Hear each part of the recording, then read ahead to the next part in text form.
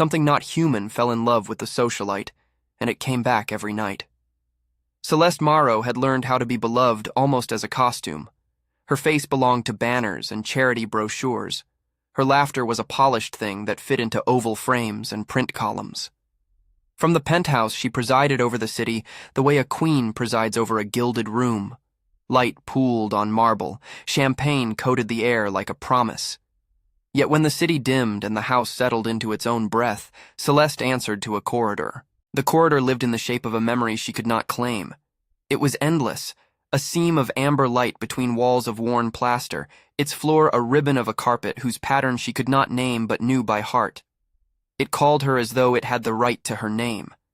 She would wake with its smell, old perfume layered under dust, and the press of someone near enough to be warm, but not a body she could touch. She told herself it was fatigue. She told herself it was the residue of a story she had once liked, something romantic and private that suited the person she let the world see.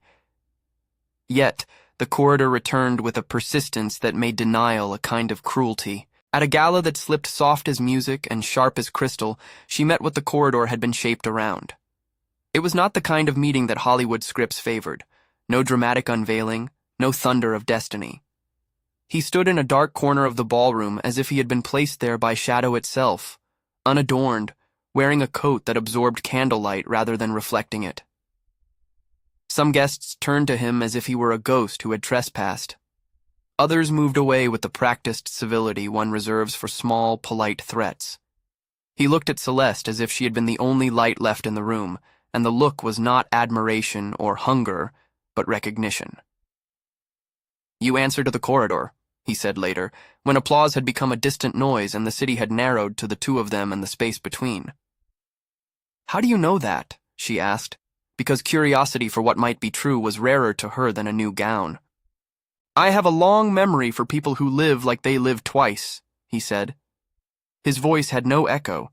It bent around her like cool air.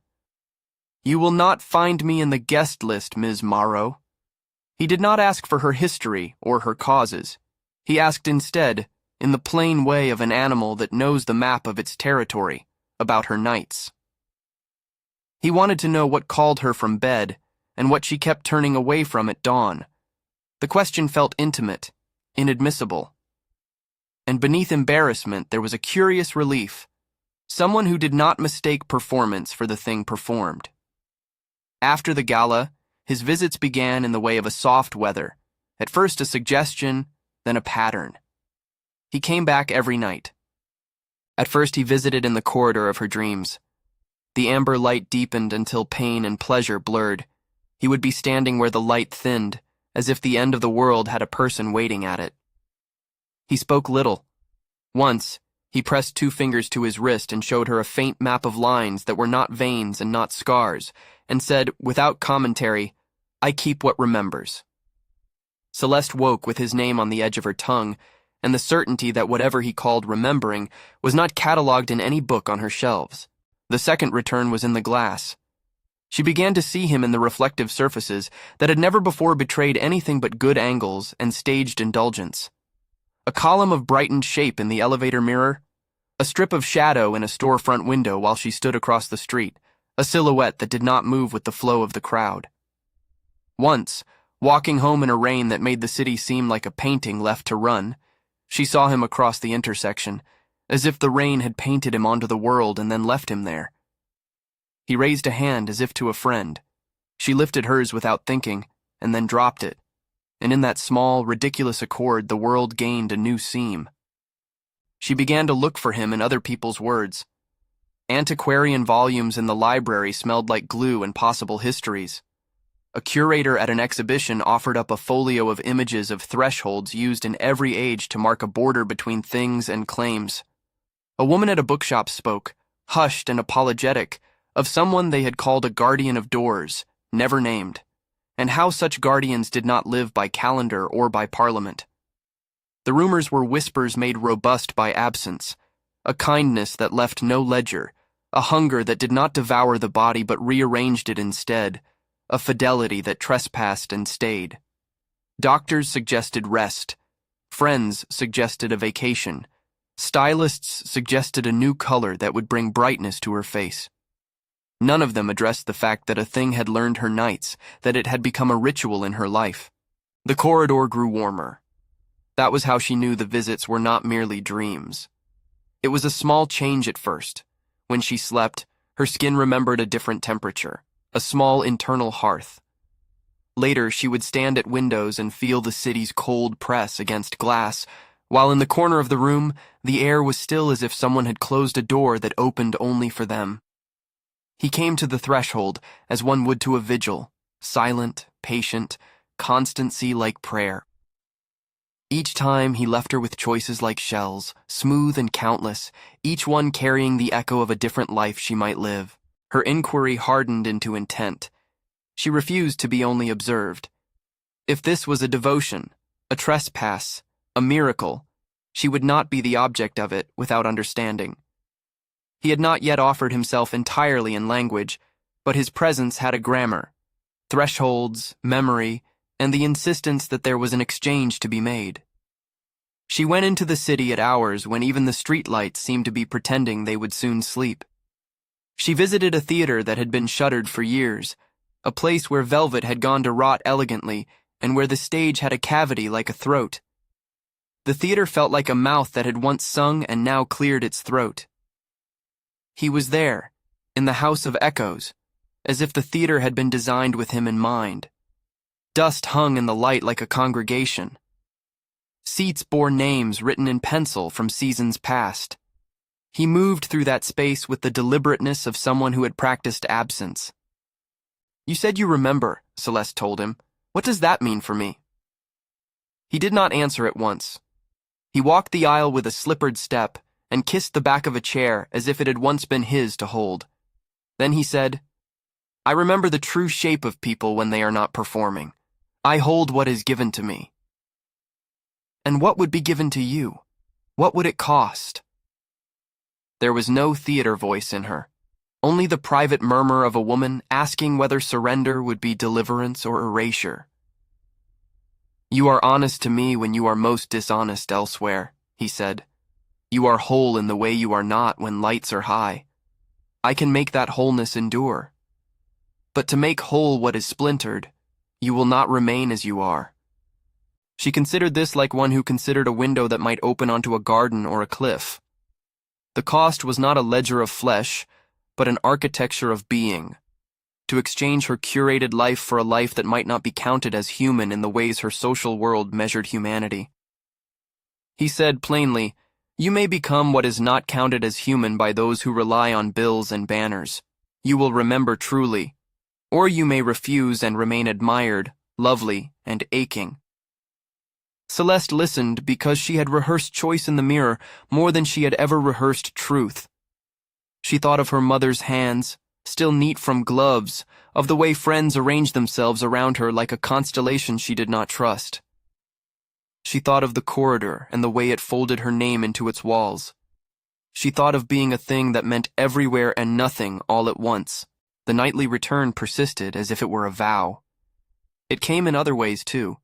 A chair drawn closer in a restaurant she dined alone in, a bruised flame of light between the buildings outside her bedroom window at 3 a.m, the steady footfall that never matched a clock. Once, she found a small scrap of the corridor's carpet beneath a drawer in her dressing table, a thing impossible and intimate as a promise. She would touch it and feel the rush of being recognized, like a child returning home to a parent who had always known its secret name. Her friends began to worry. They pressed a glass of wine into her hand and spoke of rest. Their worry was real. It had a shape and a gravity. But even their concern could not reach into the sanctuary of her longing. The city knew her face, but not the map of nights being sketched anew inside her. The presence did not come to overthrow her. He offered a replacement or a revelation, a remaking that would not necessarily be legible as salvation or damnation. The ambiguity of him was part of his fidelity. There were moments when his devotion could be read as tenderness, and moments when it could be read as a cold, relentless insistence. She felt both and refused to be reduced to one easy story. At the theater, the terms made themselves plain. The chamber in the center of the stage, lit by a bulb that hummed like an animal, unfolded into something like a room she had dreamed of but never entered. The walls there had been scratched by names older than her family's memory. The air was heavy with the perfume of 1,000 rehearsals and the rot of ornament left to time. He stood in that light and waited as lovers wait for reconciliation. "You will be whole," he said. "You will remember the shape of yourself when there are no masks. You will answer to what you are made of and not to applause, but you will leave other things. The monuments of you in papers and in frames will remain, as if you had been a character played well. They will mourn the idea of you. They will not know the woman." She asked, "Will I still be me?" "You will be you," he said. "You will be what the world cannot cost out. You will belong where belonging is not an audience." There was no violence in his offer, only an austerity. He made no threats.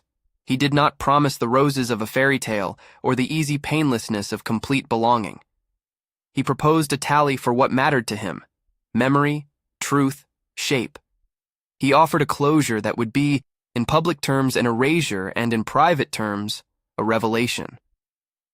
Or forget, Celeste asked, because forgetting had its own mercy.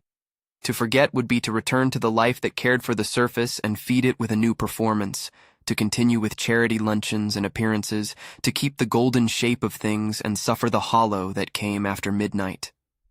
"If you forget," he said, "you will wake each morning loved and hollow. You will be spared the cost, but you will keep the ache. You will live by what you were taught to sell." She thought of her gowns and their secrets sewn into seams. She thought of the corridor's amber light warming her from a life the world could not measure. She thought of agency, of how many people in her life decided things for her under the rubric of kindness. The choice felt finally like a question she must own. Celeste did not choose by theatrics. She chose by the small accumulations of nightly intimacy, a moment of clarity when the city's lights blurred into something tender and false, the corridor's patient calling, the man who had come back every night and who had taught her that the most monstrous thing could also be the most devoted. She chose the kind of wholeness that would not fit the measuring sticks of society, and that would be made up of memory and recognition, rather than palettes of approval. In the chamber of etched lives, she stepped forward. The corridor unrolled itself around her as though the theater had been stitched to that softer geography all along. The light took her shape like an offering. It did not rend her. It rearranged her. There was a slight tearing of expectation, an unmaking of the sculpted parts that the world admired, and from that small unmaking something else emerged, an integral simplicity that could not be sold at a salon. The city learned about the exchange in mornings and in headlines. Her penthouse was found open to the wind, a scarf on the balcony railing like a landmark. Her dresses remained on hangers, pristine, as if she had stepped from them for a moment and been called away. People made monuments to the idea of Celeste, op-eds that wept about loss, gossip that stitched fantastical rumors together, friends who stared at emptier rooms and tried to remember what it had been like to be near her. The police cataloged nothing unusual. The cameras at the drive had caught no vehicle leaving. It was, in the civic record, the sort of disappearance for which there was always a human explanation. A move, a staged absence, an errand gone wrong. Those who loved her privately had to find new ways of accounting for a woman who had simply ceased to be counted as they had counted her. At night, the city learned a different truth. Between buildings, in alleys that smelled of rain and bakery yeast and the faint rot of older things, a light like amber would appear and then pull the air into itself. There were accounts. A silhouette seen beside another form. A woman no longer made of the glossy things that had made her famous. Children would point and be told old stories. An elderly man who had once been a stagehand swore he had seen a lady, bareheaded and simple, stand beside a tall figure who was not quite a man and not quite anything he had a word for. They stood at a threshold that was not a place on any map, and the man who had loved her returned every night to stand beside her. Rumors proliferated in the luminous way rumor did. She had been taken, she had fled, she had been murdered, she had been saved. Each narrative satisfied the hunger to make sense in the language of the familiar. Only those who had known the corridor knew to listen for a different grammar. The nightly return of a presence that loved not the face, but the person carved out when performance was stripped away. Years passed with that stubborn, private cadence. The social world moved on because it had to. New faces filled pages and frames. But when the city was quiet, and the high windows of the penthouse reflected stars like coin, there were those who could swear they saw amber between blocks. They reported a figure at the edge of light who came back every night and stood with a woman who had once learned to be adored and had chosen, finally and finally, to be remembered. Celeste's story did not appear in neat moral chapters. It was not a cautionary tale nor a triumphant conversion. It sat, as all complex things do, in a fold between admiration and myth. To some it was devotion turned strange. To others it was the most beautiful anomaly of love, persistent, patient, and hungry for truth rather than applause. The presence remained without category, as the city liked to keep things, labeled, filed, and occasionally misread. He came back every night, faithful in a way that made devotion indistinguishable from destiny.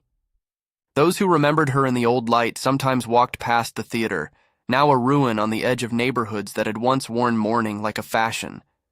They would linger at the door and listen for the faintest sound of a corridor breathing, and at times, when the air shivered with the thinness of late autumn, people would see between buildings where the world made a seam, an amber glow and two shapes standing utterly still. One was simple and unadorned, face turned toward what lay beyond. The other was a presence whose nature no book had ever named. If this story touched something you carry, like and share, more stories live where silence meets longing.